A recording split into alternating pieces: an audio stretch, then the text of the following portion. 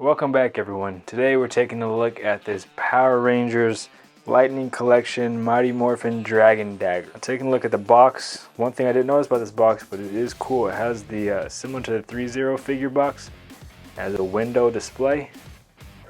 Get into that in a second, but top of the box, nothing special. Back of the box, I see you have push button information. It says unlock iconic Dragon Zord call with the 3 different push buttons. Remix the tune. I guess there's another button on the bottom of the hilt. Then you have activate power glow effect. So this thing does appear to glow. It does come with a stand, it looks like, with a little Green Ranger helmet.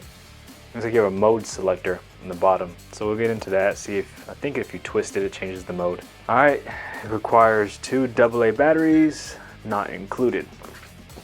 Decent presentation. You have the Dragon Dagger here. Continue with the box. You have a Dragon Zord picture, Green Ranger, and the Ultra Zord image of the Dragon Zord. And then it looks like somebody at Hasbro in a costume for a photo shoot. Trumpet knife, flute sword. No, of course not. It's the Green Ranger's Dragon Dagger, the one that plays the classic iconic Dragon Zord call without ever moving your mouth. And it has the same thing in multiple different languages. Alright, let's open it up. Quick look at the instructions. Lightning collection. That's cool. And it tells you how to set the stand up. This is just the legally information here. Got it out of its packaging. First feels this thing is light. Pretty light and plastic feeling. I don't think there's any die cast in here. So one thing that's interesting about this is that this is a weathered version of this. And it does look more like a toy than the previous Bandai iteration, which looked more like a prop. This does come off as more of a toy.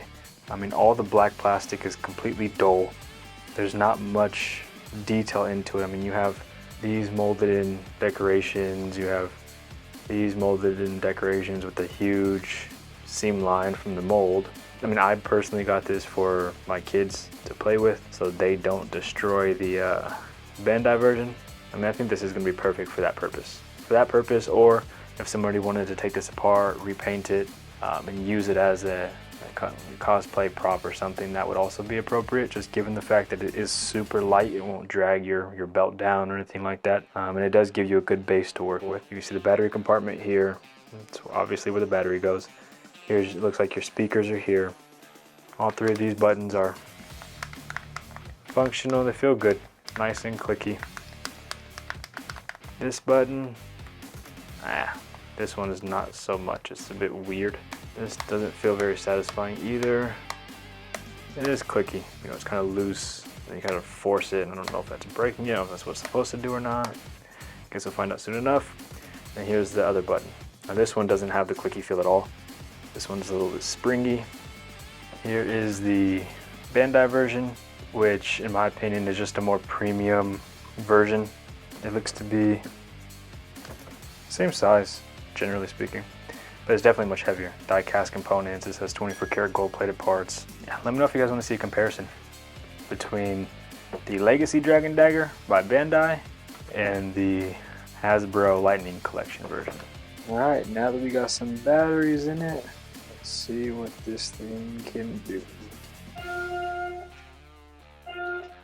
Interesting.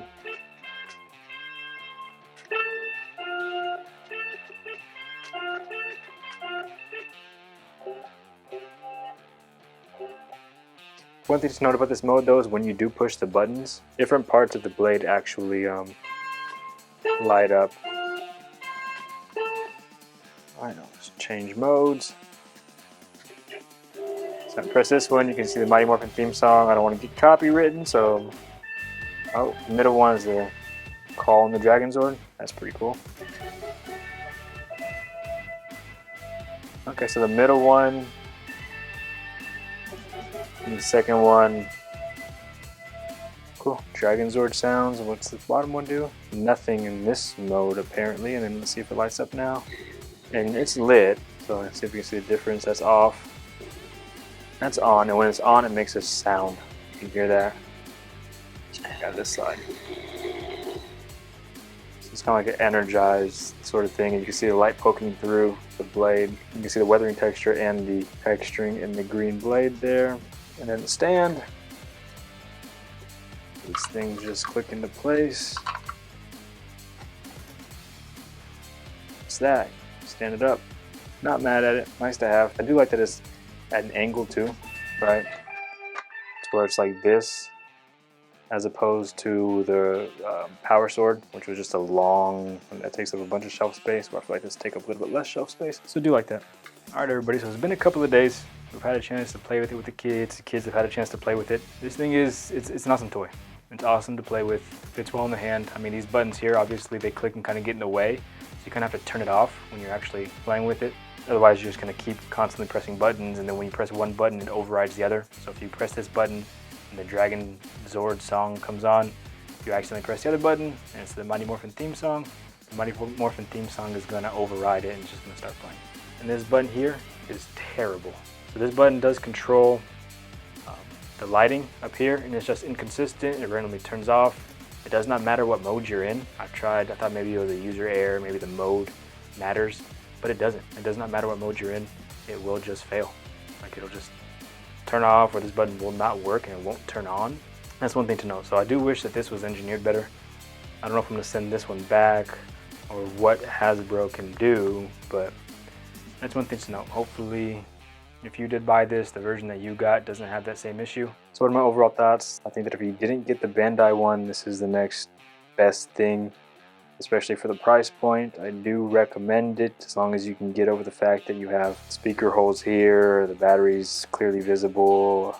I mean, if you're somebody who missed out on the Bandai version that was released a while ago, this is cool.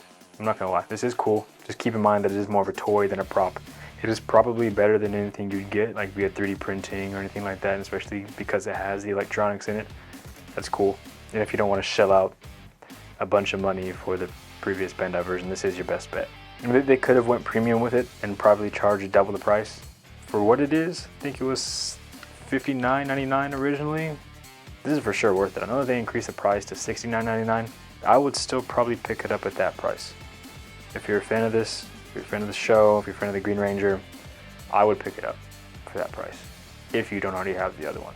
So again, thank you everybody. Please like, subscribe. Yep, thank you everybody.